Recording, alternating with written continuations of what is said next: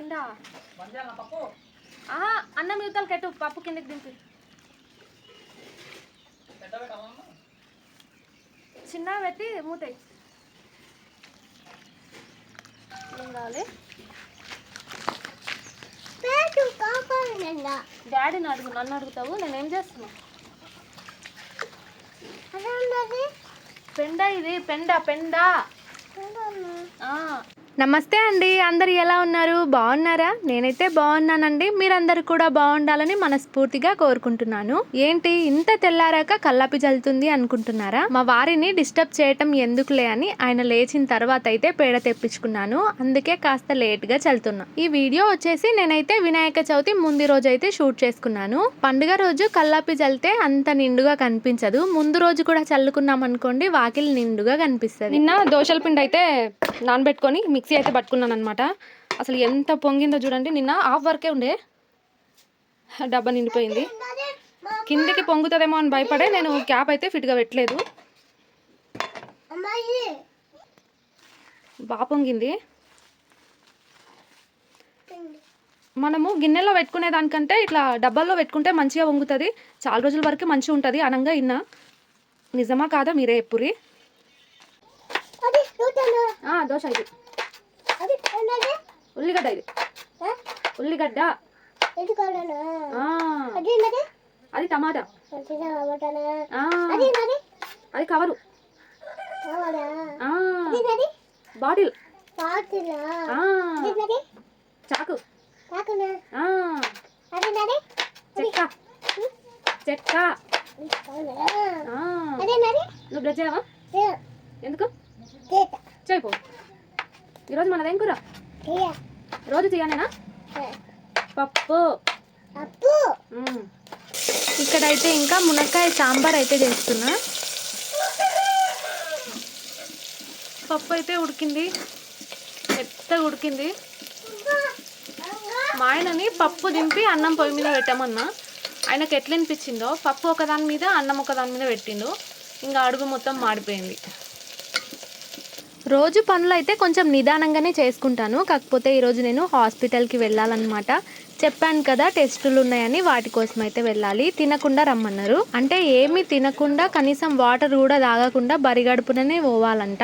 అట్లా పోవాలి అనుకుంటే కనుక కొంచెం తొందరగా పోతే బాగుంటుంది కదా. మళ్ళీ వచ్చేసరికి లేట్ అవుతుంది, ఆకలి అవుతుంది, కళ్ళు తిరుగుతాయి.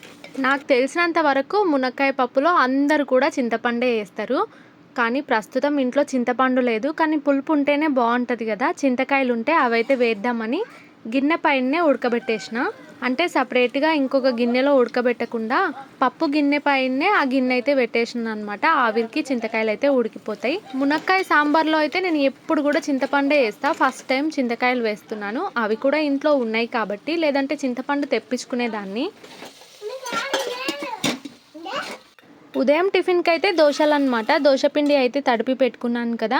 ఇంకా వాటి కోసం పల్లీ చట్నీ అయితే చేస్తున్నా. టమాటా చట్నీ కానీ ఇంట్లో దోసకాయలు అయితే ఉన్నాయన్నమాట. దోసకాయ చట్నీ కానీ చేసుకుందాం అనుకున్నాను. కానీ నాకు అంత టైం లేదు, తొందరగా వెళ్ళాలి కదా. అందుకోసం పల్లీ చట్నీయే వేసేసిన. వంట నిదానం చేసుకుందాంలే అనుకుంటే మా పెద్దోనికి టిఫిన్ అయితే పెట్టియాలి కదా. ఇక వాని కోసం తప్పక వంట చేస్తున్నా, అట్లనే టిఫిన్ కూడా ఒకేసారి చేసేస్తున్నా. ఇంకా చింతకాయలు అయితే ఆవిరికే బాగా ఉడికిపోయినాయి. ఇంకా ఆ చింతకాయలను అయితే సాంబార్లో వేసేస్తున్నాను. ఇందులోనే తగినంత కారం, ఉప్పు అన్నీ కూడా వేసేసుకొని ఇంకా మసిలిన తర్వాత పప్పు ఉడికించినాం కదా అది వేసుకోవటమే. ఈరోజు అయితే టెస్ట్లకి వెళ్ళాలి కదా. నిజంగా అసలు చాలా భయంగా ఉంది. నాకు బ్లడ్ టెస్ట్ అంటేనే భయం. సూది ఉచిపించుకోనికే కాదు, అది తక్కువ వస్తుందేమో అని భయం అనమాట. నాకైతే మ్యారేజ్ అయిపోయిన తర్వాత ఈ ఇంజెక్షన్లు అనేటివి కామన్ అయిపోయినాయి. ఇప్పించుకొని అలవాటు అయిపోయింది అసలు. కాబట్టి వాటికి భయపడను. కానీ బ్లడ్ ఒకవేళ తక్కువ ఉంటుందేమో, ఇంట్లో తిడతారేమో, డాక్టర్స్ తిడతారేమో, ఈ భయం ఎక్కువగా ఉంటుంది. చట్నీ అయితే మిక్సీకి పట్టేసి దోశలు వేసి ఇచ్చిన. ఇంకా పిల్లలకి మా ఆయన అయితే తినిపిస్తున్నాడు. ఇంకా మనకి స్నాక్స్ అయితే పెట్టాలి కదా. క్యారెట్ అయితే పెట్టిస్తున్నా. దోశనే పెట్టియమని అడిగిండు. ఇంకా నేను హడావిడిలో పెట్టలేదన్నమాట. రేపు పెట్టిస్తలేరా అని ఇంకా ఈ రోజుకి క్యారెట్ అయితే పెట్టిస్తున్నా. వాడికి దోశలు వేసి పెంకు తీసి పక్కన పడేసిన తర్వాత అడిగిండు, లేదంటే ముందే వేసేసేదాన్ని. ఇక బస్కి కూడా టైం అయిపోయింది. బస్ వచ్చేసింది ఆల్రెడీ. అందుకే ఫాస్ట్గా అయితే పెట్టేసి ఇంకా బ్యాగ్లో అయితే పెట్టేసిన. ఉల్లిగడ్డ అయితే మొత్తం పొట్టి తీసి బుట్టిలో అయితే వేసుకోవాలి. ఇంకా ఇప్పుడు అంత టైం లేదు, ఎక్కడ పెట్టినా సందడిగా ఉంది. అందుకే అట్లనే తీసేసి బుట్టిలో అయితే పెట్టేసిన. హాస్పిటల్ నుంచి వచ్చిన తర్వాత కానీ లేదంటే నెక్స్ట్ డే కానీ సర్దుకోవచ్చని. ఉదయం టైంలో నేను పాలు తాగాలి అనుకున్నా సరే తోమాల్సిన గిన్నెలు అయితే ఒక దగ్గర వేసేసి ఇల్లు ఊడ్చుకొని కూర్చుంటా. మిగతా పనులన్నీ చేసుకునే లోపు వాకిలైతే సగం మారిపోయింది, ఎండ కూడా వచ్చేస్తుంది. ఇంకా ముగ్గు అయితే పెట్టుకుంటున్నా. పేడ చల్లి చాలా రోజులైంది. రోజు వర్షం పడుతుంది కదా, చల్లినా కూడా లాభం లేదు, అందుకే చల్లటం లేదనమాట. ఇంకా ఎలాగో పండుగ ఉంది కదా, మంచిగా కనిపిస్తుందని తెప్పించుకున్నా. నన్నైతే ఒకరు అడిగారనమాట, లవ్ మ్యారేజ్ మీద మీ ఒపీనియన్ ఏంటి అని. నాకు తెలిసినంత వరకు లవ్ మ్యారేజ్ లైఫ్ కానీ అరేంజ్ మ్యారేజ్ లైఫ్ కానీ భార్య భర్తల మీద ఆధారపడి ఉంటుంది. ఇప్పుడు లవ్ మ్యారేజ్ చేసుకున్న వాళ్ళు మంచిగా ఉన్న వాళ్ళు ఉన్నారు, కొట్టుకొని చచ్చే వాళ్ళు ఉన్నారు. సేమ్ అలాగే అరేంజ్ మ్యారేజ్ కూడా అంతే, మంచిగా ఉండే వాళ్ళు ఉంటారు, కొట్టుకొని చచ్చే వాళ్ళు ఉంటారు. అది ఏ మ్యారేజ్ అయినా సరే ఇద్దరు వ్యక్తుల మీదనే ఆధారపడి ఉంటుంది, భార్యాభర్త మీద. వైఫ్ అండ్ హస్బెండ్ మధ్య పేషెన్స్ ఉండాలి, అండర్స్టాండింగ్ ఉండాలి, ట్రస్ట్ ఉండాలి. అప్పుడే ఏ మ్యారేజ్ అయినా సరే బలంగా ఉంటుంది. మామూలుగా అయితే అసలు గొడవలు లేని ఇల్లే ఉండదండి. ప్రతి ఒక్కరు కూడా గొడవ పడతారు. నేను మా ఆయన అయితే ఇంకా టామ్ అండ్ జెర్రీ అని చెప్పుకోవాలి. చిన్న దాని నుంచి పెద్ద దాని వరకు ఇద్దరం కూడా ఆర్చుకుంటూనే ఉంటాం.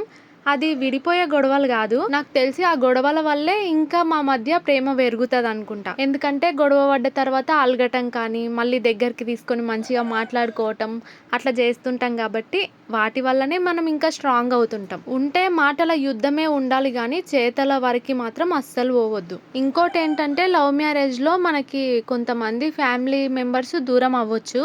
లవ్ మ్యారేజ్ చేసుకుంటే కనుక మన ఫ్యామిలీకి మన మీద ఉన్న ప్రేమ వల్ల మనల్ని కలవచ్చు.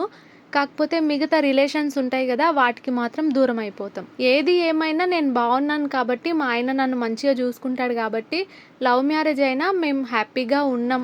లవ్ మ్యారేజ్ వేస్ట్ అని నేను చెప్పలేను. అరేంజ్ మ్యారేజ్ నేను చేసుకోలేదు కాబట్టి దాని గురించి నాకు తెలియదు. కొన్ని సందర్భాల్లో మనకే అనిపించవచ్చు, అనవసరంగా మా వాళ్ళని ఎదిరించి మరి చేసుకున్నా కదరా బాబు అని.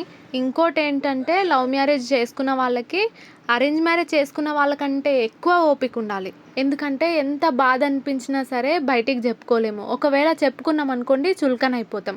అప్పుడు వద్దంటే చేసుకున్నది ఇప్పుడు అనుభవిస్తుంది, బాగైంది అనుకునే ఫీలింగ్ ఎవ్వరికి రాకూడదు. అట్లా బతకాలి. వద్దన్నా చేసుకున్నా కూడా మంచిగా బతుకుతున్నారా వాళ్ళు అనుకునేలా ఉండాలి. మా ఆయనకి ఇంకా పేరెంట్స్ లేరు కాబట్టి ఆయనకి ప్రేమ చూపియడం తెలియదు. ఒకవేళ ఆయన మీద ప్రేమ చూపించినా ఆయనకు అర్థం కాదు. మామూలుగా డెలివరీ టైంలోనే అనుకుందాం, పెయిన్స్ వచ్చే టైంలో కానీ అంతా కూడా హస్బెండ్ అనే వాళ్ళు దగ్గర ఉంటారు కదా, కానీ మా ఆయన అట్లా కాదు. అక్కడే ఉంటాడు, చూసుకుంటాడు, కాకపోతే దగ్గర ఉండడు అంతే. ఇప్పుడు ఒక మనిషి బాధపడుతున్నాడు అనుకో, ఓదార్పు ఎట్లా చెప్పాలనో తెలియదు అనమాట. అయినా అట్లాంటి టైంలో ఎట్లా మాట్లాడాలి ఎట్లా అనేది నాకే తెలియదు. అయినా అట్లా ఉండటంలో తప్పేం లేదు. ఇంతకు ముందైతే మేమిద్దరం మాకిద్దరు అనుకుంటుంటిమి, ఇప్పుడు మేమిద్దరం మాకు ముగ్గురు అన్నట్టు అవుతున్నాం. ఇన్ని రోజులు అయితే మా జీవితం కొట్లాడుకుంటూ తిట్టుకుంటూ గొడవలు పడుతూ మళ్ళీ మంచిగా అవుతూ ఎంత ఆనందంగా సాగుతున్నామో ఇకపై కూడా ఇట్లనే సాగాలనుకుంటున్నా. ఇంకా మొత్తానికి హాస్పిటల్కి అయితే వచ్చాను. నా ఫేస్ చూస్తురు కదా, అసలు ఎంత బాధలు ఉన్నానో, ఎంత ఏడుపు వస్తుందో చెప్పలేను. కంట్రోల్ చేసుకుంటున్నా ఏడుపుని. నేను ఇంటి దగ్గర నుంచి ఇక్కడికి వచ్చేసరికి 9:30 or 10 అయింది హాస్పిటల్కి వచ్చేసరికి. అయితే వచ్చి ఇట్లా బ్లడ్ ఇచ్చి వెళ్ళిపోదాము, ఒక 1 day తర్వాత రిపోర్ట్స్ వస్తాయి కదా అనుకున్నా. కానీ ఇక్కడికి వచ్చిన తర్వాత ఏం తెలిసిందంటే నాకు 3 సార్లు బ్లడ్ తీయాలంట. రాగానే ఒకసారి అయితే బ్లడ్ తీసుకున్నారు, తర్వాత ఒక వాటర్ బాటిల్ ఒకటి గ్లూకోన్ డి అయితే కొనుక్కొచ్చుకోమన్నారు. అప్పటికే నాకు కళ్ళు తిరుగుతున్నాయి, ఇక మళ్ళీ నేనే పోయి కొనుక్కోవాలి. అంతేకాకుండా మా ఆయన రాలేదన్నమాట. మా ఆయన వాళ్ళ తమ్ముడు మా మరిది అయితే తోలుకొచ్చిండు. ఇంటి దగ్గర వాషింగ్ మిషన్ కి ఫిట్టింగ్స్ అయితే చేపిస్తున్నాడు, అందుకే రాలేదు ఆయన. వాటర్ బాటిల్ అయితే గ్లూకోన్ డి కలిపేసి వాటర్ మొత్తం కూడా ఒక 10 minutes తాగి ఆ తర్వాత 1 hour ఆగి మళ్ళీ రమ్మన్నారు. అప్పుడు మళ్ళీ బ్లడ్ తీసుకున్నారు. బ్లడ్ తీసుకోగానే నేను అడిగిన మొదటి ప్రశ్న ఇక నేను తినొచ్చా అని. కానీ అప్పుడు కూడా తినొద్దంట. ఇంకో 1 hour ఆగి మళ్ళీ రా అని చెప్పిర్రు, మళ్ళీ బ్లడ్ తీసుకుంటారంట. ఇంకా 3 సార్లు బ్లడ్ ఇచ్చి ఇంటికి వచ్చేసరికి నాకు 3 అయ్యింది. బ్లడ్ తీసుకోవడం అయిపోగానే హాస్పిటల్ నుంచి బయటికి వచ్చేసి కొబ్బరి బొండం అయితే తాగిన. తిని వద్దాం అనుకున్నాను, కాకపోతే అప్పటికి వాన మొగులైంది బాగా. ఇంటికి వచ్చేసరికి వాన కూడా పడ్డది, మొత్తం పొంగింది.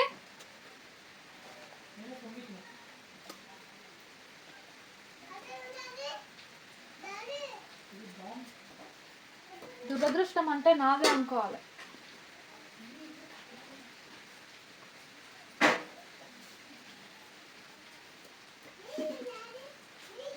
అసలే కళ్ళు తిరుగుతున్నాయి, బాగా ఆకలి అవుతుంది. ఇంటికి వచ్చేసరికి మా ఆయన కూడా లేకుండే, తాళం వేసి తాళం తీసుకొని మరీ పోయిండు. ఇక ఇంట్లోకి వస్తేనేమో ఇది పరిస్థితి. నాకేం తెలుసు బుజ్జి, నాకు తెలియదు కదా, నువ్వు చెప్పాలి కదా. ఇది పెట్టాను నేను, ఇది కట్ చేస్తా.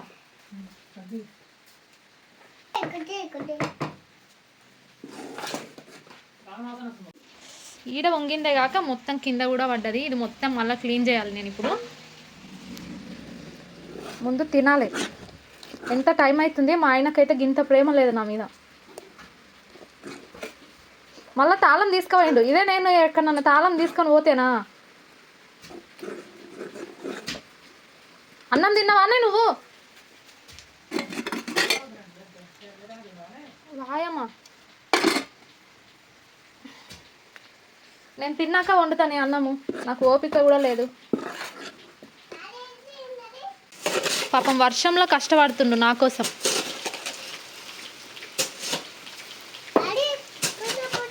ఎందుకోసమే అది? ఏంటి కవర్ కప్తాం కదా, మరి ఇంకేడ పెడతావు? అక్కడ పెట్టొద్దు, అక్కడ దేవుడు లేదా, తులసమ్మ లేదా? మురికి నీళ్ళు వదిలితే ఎక్కడ పోతాయి ఆడ? మళ్ళీ అటుకెళ్ళి పోతాయి. గిడ పెట్టొచ్చు కదా, కవర్ కప్పుకుంటే ఏం కాదు. పెట్టు. ట్యాంక్ పెట్టించేసినావా?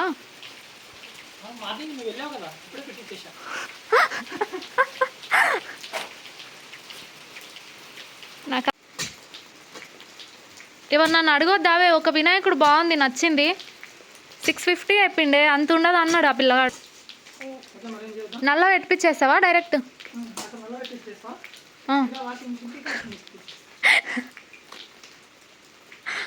ఈ టైం వరకు నేను తినకుండా ఉన్నానంటే గ్రేట్ అబ్బా.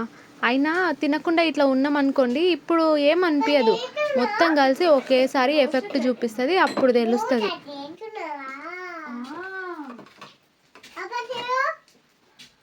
టైము 2:30 పొద్దున్న నుంచి ఇప్పుడు తింటున్నాం అంటే గ్రేట్ అనుకోవాలి. నువ్వైతే తిన్నావు మంచిగా, నువ్వు తిన్నావు, మళ్ళా నేను తినొద్దా?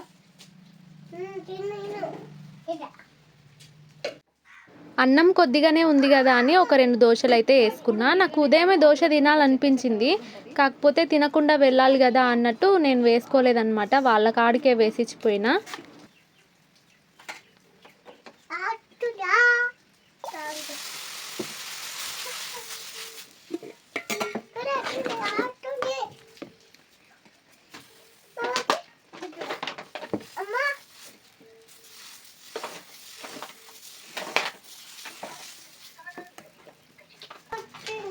ఈ టైంలో క్లీనింగ్ చేసుకోవటం అవసరమా అంటారు కదా, కానీ నాకు మాత్రం ఇట్లా చెత్తగా కనిపించింది అనుకోరి చిట అంటది. అసలు ఎంత ఓపిక లేకపోయినా సరే ఇట్లా మాత్రం చూసుకుంటూ ఉండబుద్ధి కాదు. అందుకే ఈ టైంలో కూడా నేను క్లీనింగ్ మాత్రం ఖచ్చితంగా చేసుకుంటా. మందికేమో కానీ మనకు మంచిగా కనిపించాలి కదా. ముందు దోశలు అయితే వేసుకున్నా. నేను తింటున్న టైంకి అయితే కరెక్ట్గా 3 అవుతుంది. తింటా.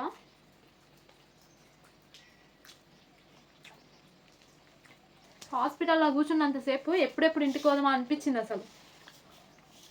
మామూలుగా నేను ఏంటంటే తినకపోయినా సరే 8 ఖచ్చితంగా పాలు కానీ బ్రెడ్ కానీ ఏదో ఒకటి కడుపులో వేసేస్తా, లేదంటే కళ్ళు తిరిగి ఇంకా ఏ పని చేయబుద్ది కదా నాకు. అలాంటిది ఈరోజు 3 వరకు అట్లనే ఉండాల్సి వచ్చింది. ఇట్లా పోయి బ్లడ్ ఇచ్చేసి వచ్చేసుడే కదా అనుకున్నా. ఈరోజు మాత్రం నా పని అయిందబ్బా. ఏదేదో అనుకున్నా, కొన్ని కొందామని పోయినా కానీ తిరిగే ఇంట్రెస్ట్ లేకుండే. బాగా ఆకలి అవుతుంది, ఇంకా తిరిగే ఇంట్రెస్ట్ ఏడుంటుంది. అందుకే ఏం తీసుకోలే. హాస్పిటల్ నుంచి బయటకు వెళ్ళంగానే ఇంకా ఇంటికి వచ్చేసినాం. ఇది ఎవరు చల్లిరా? ఉప్పు ఎవరు చల్లిరు? డాడీ చల్లిండా? ఉప్పు డాడీ చల్లిండా? ఉప్పు కింద ఎవరు పోసిరు? నువ్వు కాదు, ఎక్కవా? అత్తమ్మలది అట్లనే ఎక్కుతాయంటనా? లెవ్వనికి బరువయ్యి ఉప్పు తెమ్మంటే ఉప్పు కింద పోస్తావు. ఉప్పు కింద పోస్తే అప్ప అవుతుంది. ఉప్పు చల్లొద్దు. సరేనా సరేనా సరే అను సరే సరే. ఉదయం అయితే పాలు పెట్టడానికి కుదరలేదనమాట, అందుకే ఇంకా సాయంత్రం అయితే పెట్టుకున్నాం. ఉదయం అసలు హడావిడి అయిపోయింది నా పనంతా. మొన్న నేను హాస్పిటల్కి వెళ్ళినప్పుడు ఒక ఆమె తినకుండానే వచ్చింది, కాకపోతే లేట్ అయి వచ్చిందంట. ఇంకా వాళ్ళు టెస్ట్ చేయలేదు. నెక్స్ట్ డే రాపో ఇట్లనే సతాయిస్తారు. అంటే మనదే తప్పులేండి లేట్గా వెళ్ళటం. జస్ట్ ఇప్పుడే మంచిగా సిలిండర్ కడిగేసుకొని గిన్నెలన్నీ దోమేసుకొని అమ్మయ్య పని అయిపోయింది అనుకునే లోపు ఇదిగోండి ఇంకో గిన్నె తోమటానికి వచ్చింది. ఇంకా ఇంతే, మనకి లంకె బిందెలో కనుక ఏదేస్తే అది ఊరుతుంది అంటారు కదా, సేమ్ ఇవి కూడా అంతే. మనం ఎన్ని గిన్నెలు అన్న దోమని మళ్ళీ గిన్నెలు ఊరుతూనే ఉంటాయి. మన ఆడవాళ్ళు పనంతా అయిపోయింది అమ్మయ్య అని అనుకోదు, ఎందుకంటే ఏదో ఒక పని పడుతూనే ఉంటుంది, ఏదో ఒక పని చేసుకుంటూనే ఉండాలి. నాకు ఇట్లా డైరెక్ట్గా మాట్లాడడం అయితే అలవాట్లేదు కదా, మాట్లాడుతుంటే తడబడతాను అనమాట. ఏం మాట్లాడాలో కూడా అర్థం కాదు. నేను వాయిస్ ఓవర్ ఇచ్చినంత క్లియర్గా డైరెక్ట్గా ఉండి మాట్లాడలేను. అలవాటు అయితే మాట్లాడతానేమో, కానీ అలవాటు లేదు కాబట్టి అస్సలు మాట్లాడలేను. మీకు బోరింగ్గా అనిపిస్తే నాకు ఏమైనా టాపిక్స్ చెప్పుండ్రి, నేను ట్రై చేస్తాను. నా వల్ల అయితే తప్పకుండా ట్రై చేస్తాను. ఇంతకుముందు ఈ స్టవ్ దగ్గర కానివ్వండి, చుట్టుపక్కల కానివ్వండి, మొత్తం గలీజ్గా ఉండే, నాకు అసలు ప్రశాంతంగా అనిపించలేదు. ఇంత మొత్తం నీట్ చేసుకున్న తర్వాతనే నాకు ప్రశాంతంగా ఉంది. ఇట్లా చెత్త ఉందనుకోండి, ఇక నాకు మనసును పట్టదు. ఓపిక లేకపోయినా సరే అంతా క్లీన్ చేసుకోవాలనిపిస్తుంది. ఇంతకుముందు స్టవ్ మీద అయితే అసలు వంట చేయబుద్ధి కాలేదు నాకు, కానీ ఇంకా టైం లేక ఓపిక లేక చేయక తప్పలేదు. ప్రెగ్నెన్సీలో ఇట్లనే ఆయాసం వచ్చినట్టు అనిపిస్తుందా స్పీడ్గా మాట్లాడితే? అసలే మనం స్లో మనుషులం కాబట్టి స్లోగా మాట్లాడుకోవాలి. ఇంతకు ముందు అయితే స్టవ్ దగ్గర మస్తు గలీజ్గా ఉండే, నీట్గా పెట్టుకున్నాక మనసు కూడా ప్రశాంతంగా ఉంటుంది. నేనేంటి అంటే నాకు ఓపిక లేనంతసేపు ఖాళీగా కూర్చోవటం కానీ పడుకోవటం కానీ ఏదో ఒకటి చేస్తా. ఇంకా కాసేపటికి ఎలాగూ నేనే చేసుకోవాలి తప్పదు కాబట్టి కొంచెం సేపు రెస్ట్ తీసుకొని ఇంకా లేచిన తర్వాత అన్ని పనులు కూడా చకచక చేసేసుకుంటా. ఇంకో నా దరిద్రం ఏంటంటే, నేను అన్ని చెత్తగా పెట్టుకున్నప్పుడేమో వాళ్ళు వీళ్ళు వస్తుంటారు చూస్తుంటారు, అరే ఇట్లా పెట్టుకున్నది అనుకుంటారు. నేను ఓపిక తెచ్చుకొని మొత్తం నీట్గా చేసినప్పుడు ఒక్కరు కూడా రారు. ఎక్కువ అంటే నేను సాయంత్రమే ఎక్కువగా క్లీన్ చేసుకుంటా.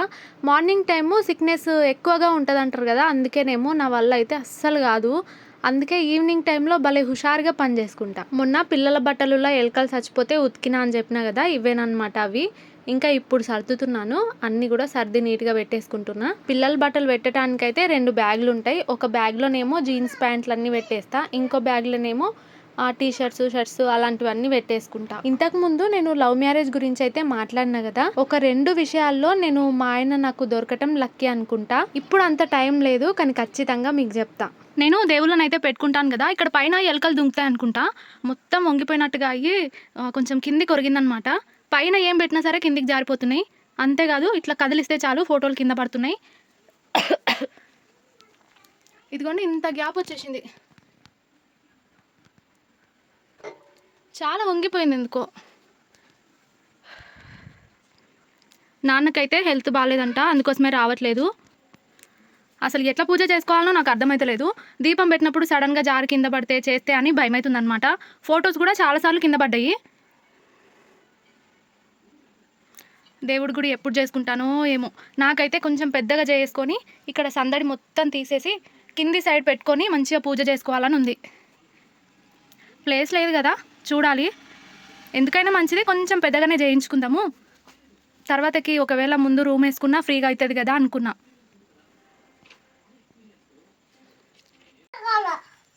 మా పిల్లల ఫైటింగ్ చూడుర్రి ఎట్లుంటుందో.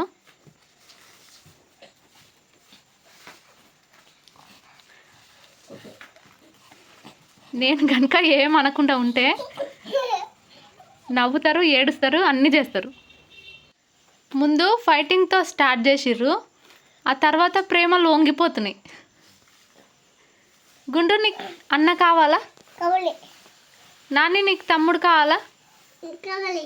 బయట అయితే ఫుల్గా వర్షం పడుతుంది. 10:30 అవుతుంది అనుకుంటా. ఈరోజే కోడిపిల్లలు వచ్చినాయి. మా ఆయన అయితే ఇంకా కోళ్ళపారం దగ్గరనే ఉన్నాడు. మా పిల్లలు ఇద్దరు పండుకున్నారు. నాకు మాత్రం కరెంట్ లేకపోతే అస్సలు సరిగా నిద్ర పట్టదు. ఇంకా కరెంట్ కోసం వెయిట్ చేస్తున్నా. ఆమ్లెట్కి తడుపుకున్నట్టు ముందుగానే తడిపి అయితే పెట్టుకున్నా కదా, దాంతో అయితే వేసేసుకుంటున్నాను డైరెక్ట్గా.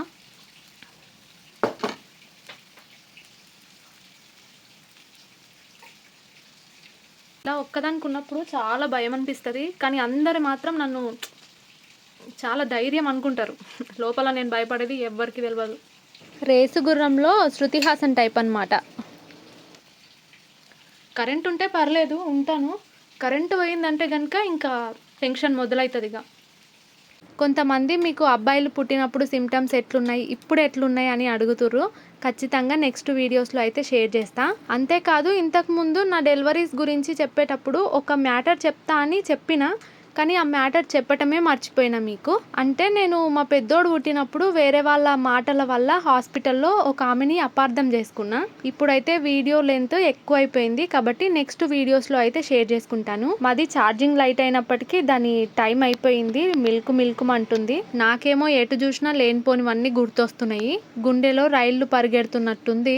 వెనకటి కాలం లెక్క దీపం ముట్టించుకొని వండుకున్నాం ఇక. ఓకే అండి, మీకు వీడియో కనుక నచ్చితే తప్పకుండా మర్చిపోకుండా లైక్ ఇచ్చేయండి. మీరు ఇచ్చే లైక్ వల్లే నాకు ఇంకా ఎనర్జీ వస్తుంది. మరొక మంచి వీడియోతో అయితే మళ్ళీ కలుస్తాను. ధన్యవాదాలు.